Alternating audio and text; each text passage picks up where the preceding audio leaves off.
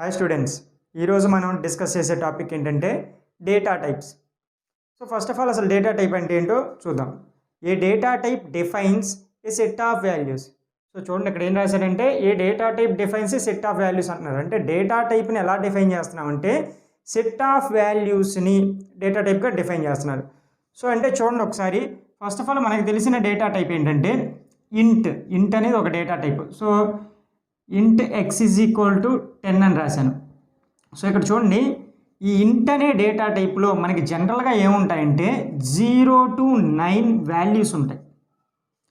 So కాబట్టి ఏం జరుగుతుందంటే ఇంట్ అంటే ఇంటీజర్ అని. సో దాని గురించి ఈ కింద క్లాస్లో డిస్కస్ చేద్దాం. సో ఇక్కడ ఏంటంటే ఫస్ట్ ఇంట్ అంటే మనకి ఏమేమి వాల్యూస్ ఉంటాయి అంటే 0 to 9 వాల్యూస్ ఉంటాయి. కాబట్టి ఏం చెప్తున్నారంటే a data type defines a set of values. So set of values అనేవి ఈ డేటా టైప్లో ఉంటాయి అంటున్నారు. ఈ డేటా టైప్ని డిఫైన్ చేస్తున్నామంట.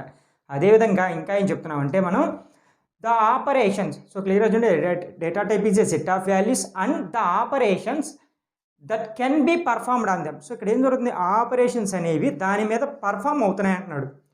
సో అలా కాకుండా మనం జనరల్ లాంగ్వేజ్లో చెప్పుకుంటే డేటా టైప్ అనేది ఏం జరుగుతుంది అంటే మనం ఇచ్చే డేటా అనేది ఏ టైపో చెప్తుంది.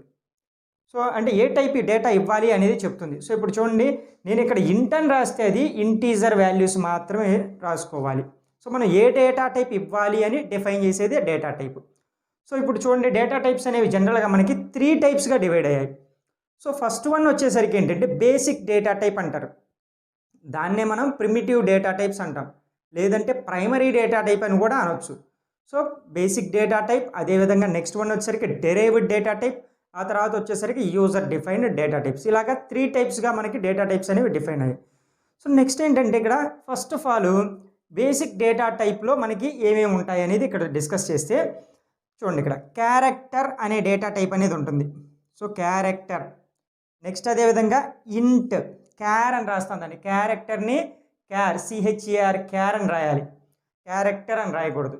సో నెక్స్ట్ వచ్చేసరికి ఇంట్, దీని మీనింగ్ ఏంటంటే ఇంటీజర్ అని. నెక్స్ట్ అదేవిధంగా float, next double, next void. So వీటన్నింటినీ మనం ఏమంటామంటే బేసిక్ డేటా టైప్స్ అంటాం. సో ఈ బేసిక్ డేటా టైప్లో ఫస్ట్ వన్ని మనం క్లియర్గా అబ్జర్వ్ చేసినట్టయితే ఏంటంటే మనం ఎప్పుడు రెగ్యులర్గా రాసేది ఏంటంటే ఇంట్ అని రాస్తాం. సో ఫస్ట్ ఇంట్ గురించి డిస్కస్ చేద్దాం. సో ఇంట్ అనేది ఏంటంటే జనరల్గా 0 to 9 అనే వాల్యూస్ని రాయాలి. సో 0 to 9లో ఎన్ని వాల్యూస్నైనా రాసుకోవచ్చు. సో 0 to 9 రాస్తా. నెక్స్ట్ వచ్చేసరికి ఇంకా ఏం జరుగుతుందంటే ఇక్కడ మనం పాయింట్ అనేది డిఫైన్ చెయ్యం. 0 to 9 ఏ వాల్యూస్ అని రాసుకోవచ్చు కానీ పాయింట్ అనేది డిఫైన్ చేయం. నెక్స్ట్ వచ్చేసరికి ప్లస్ ఆర్ మైనస్, ఈ రెండింటిని ఏదో ఒకటి యూజ్ చేసుకోవచ్చు, ఏదైనా యూజ్ చేసుకోవచ్చు. సో ఇక్కడ ఒక పాయింట్ రాసాను చూడండి, ఇంటీజర్ అనేది సైన్డ్ అంటే ప్లస్ మైనస్ రెండింటిని యూజ్ చేసుకోవచ్చు. ఇంటీజర్లో సైన్డ్ ఇంటీజర్ అంటే. అన్సైన్డ్ వచ్చేసరికి ఓన్లీ ప్లస్ మాత్రం వాడుకోవాలి. సో జనరల్గా ఇంటీజర్ యొక్క సైజ్ ఎంత అంటే చూడండి, నేను ఎప్పుడైతే ఇంట్ అని ఇక్కడ డిఫైన్ చేస్తానో, సో ఫర్ ఎగ్జాంపుల్కి చూస్తే మనం ఫస్ట్ ఆఫ్ ఆల్ ఏంటంటే ఇంట్ x ఈజ్ ఈక్వల్ టు నేను 123 అని రాశాను. సో నేను చెప్పిన కండిషన్ ఏంటి, 0 to 9 ఉండాలి అన్నాను. సో ఇప్పుడు చూడండి 0 to 9 అంటే 0 1 2 3 4 5 6 7 8 9 ఇట్లాగా వీటి మధ్యలో వాల్యూసే వాడుకోవాలి. సో ఇక్కడ చూడండి 0 to 1 అనేది దీంట్లో ఉంది, నెక్స్ట్ 2 అనేది దీంట్లో ఉంది, 3 అనేది దీంట్లో ఉంది.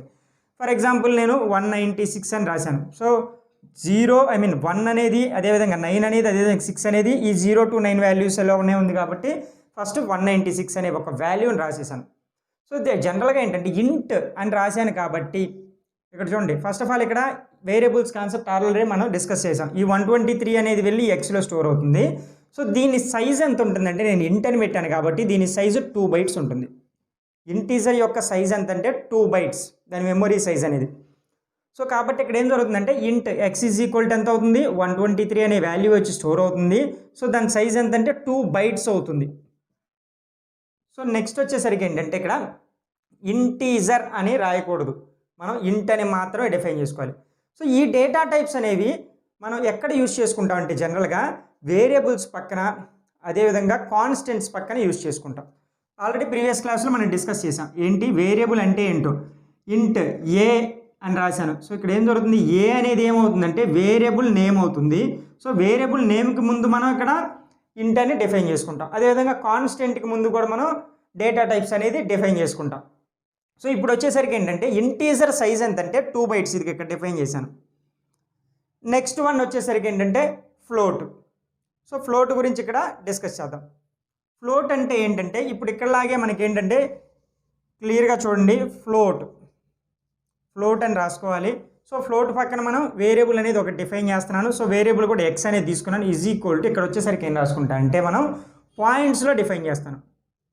1.0 లేదంటే 2.0 లేదంటే 4.5 లేదా 5.5 ఇట్లాగా పాయింట్స్లో డిఫైన్ చేస్తాను.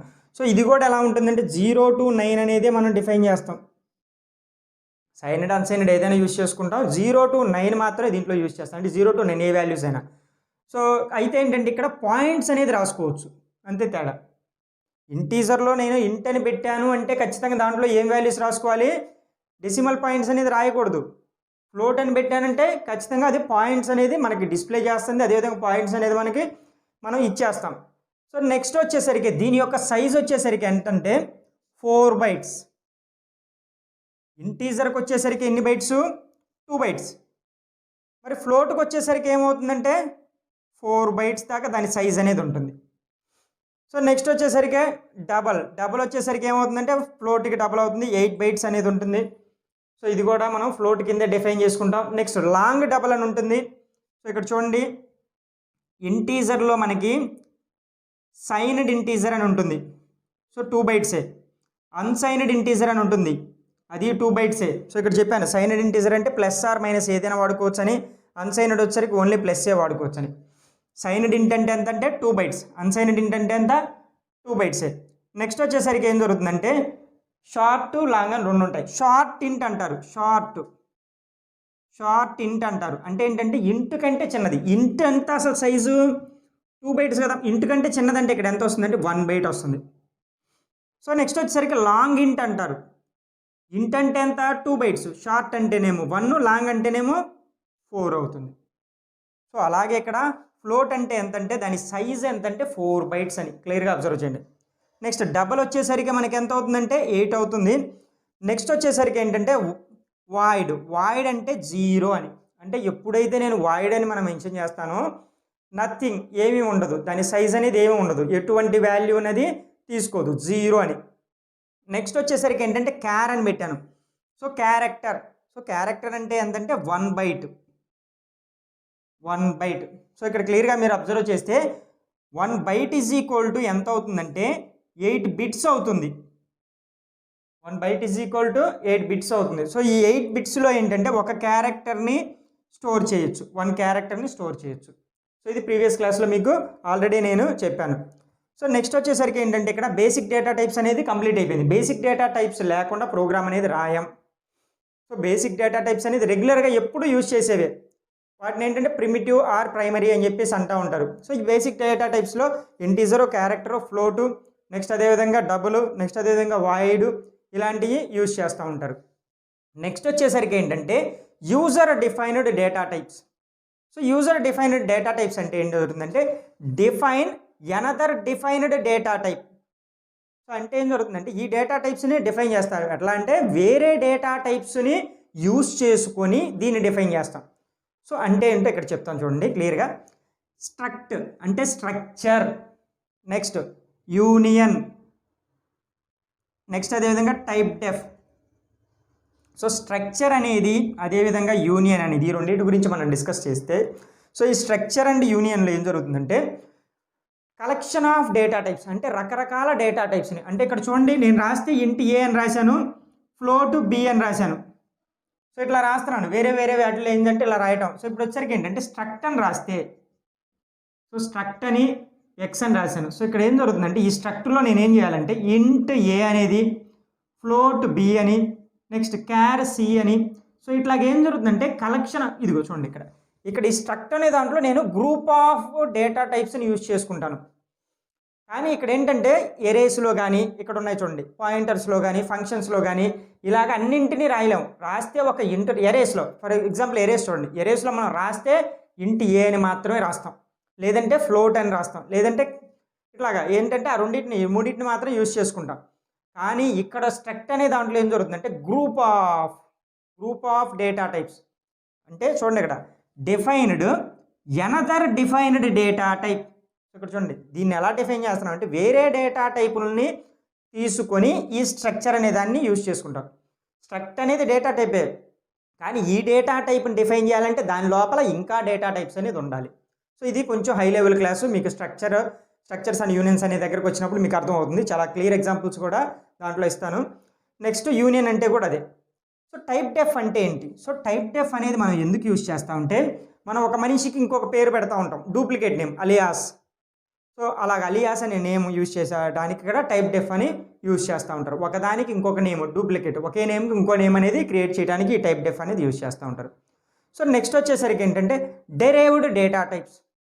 సో ఇక్కడ చూడండి స్ట్రక్ట్ అనేది ఏం జరిగిందంటే కలెక్షన్ ఆఫ్ అంటే గ్రూప్ ఆఫ్ డేటా టైప్స్. చూడండి ఇక్కడ ఇంటీజర్, ఫ్లోట్, క్యారెక్టర్ ఇలా అన్నింటినీ ఒక దగ్గర చేర్చింది, అన్నింటినీ కలిపింది. కానీ ఇక్కడ వచ్చేసరికి ఏంటంటే ఎరేస్లో ఒక ఇంటీజర్ని కానీ ఒక ఫ్లోట్ని కానీ ఒక క్యారెక్టర్ని కానీ ఏదో ఒక డేటా టైప్ని మాత్రమే తీసుకుంటాం. అంటే ఇది కూడా ఏం జరుగుతుందంటే చూడండి ఇక్కడ ఆల్రెడీ ఉన్న డేటా టైప్నే తీసుకుంటుంది, కాకపోతే గ్రూప్ ఆఫ్ డేటా టైప్స్ని కాదు. ఇది వచ్చేసరికి ఒక స్ట్రక్ట్లో ఇంటూ ఫ్లోట్ క్యార్ రాసేస్తున్నాం, కానీ ఇది వచ్చేసరికి ఎరేస్లో కానీ పాయింటర్స్లో కానీ ఫంక్షన్స్లో కానీ ఒక డేటా టైప్ని మాత్రమే యూజ్ చేసుకుంటాం. సో ఇక్కడ కూడా ఏం జరుగుతుంది, ఆల్రెడీ యూజర్ డిఫైన్డ్. చూడండి ఇక్కడ యూజర్ డిఫైన్డ్ అనేది ఆల్రెడీ ఈ డేటా టైప్స్నే వాడుకుంది. నెక్స్ట్ డెరైవ్డ్ డేటా టైప్ అనేది వీటిని తీసుకునే యూజ్ చేసుకుంటుంది, డెరైవ్ చేయబడుతున్నాయి. సో ఇది మనకి జనరల్గా ఏంటంటే డేటా టైప్స్ అనే కాన్సెప్ట్. సో ఈ కాన్సెప్ట్లో ఏదైనా డౌట్ ఉంటే కింద కామెంట్ సెక్షన్లో కామెంట్ చేయండి.